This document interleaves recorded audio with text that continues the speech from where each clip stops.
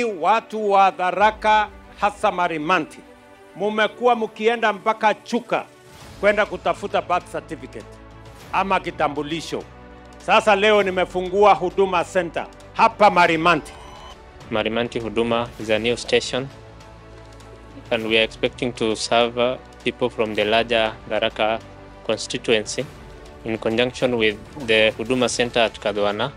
So it will make it easier for them to access government services like birth and death certificates, duplicate IDs, police abstracts, clearance certificates from the DCI, NSSF registration. Mimi nakaa hapa Marimanti na ninafurahia hii service ya Huduma Center kukua hapa, sababu itakuwa muhimu kwetu na itatusaidia sana. Kama ingekuwa hapa ningeenda Chuka, lakini kwa sasa imerahisisha safari ya kuenda Chuka ikakuja hapa, ndio maana nimekuja kuchukua NSSF card. Nimetumwa na ndugu yangu nimchukulie mtoto wake birth certificate.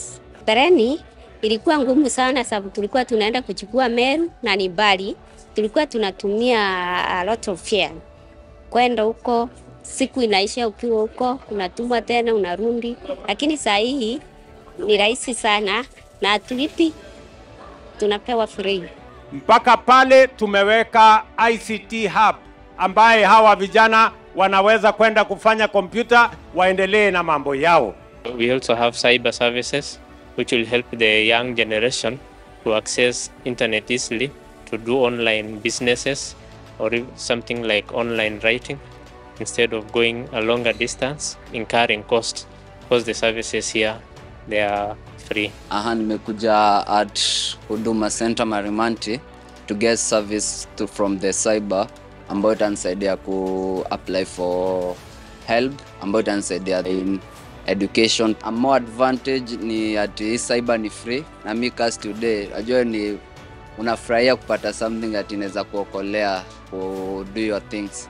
Wakati mwingi tulienda Chuka, lakini sasa nakuja nyumbani. Sasa hata gharama kuna, takuja na miguu ama pikipiki nipiki hapa. Tulisikia Huduma tukajua hawezi kuja kwetu, lakini sasa imekuja Marimanti na tunafurahia sana.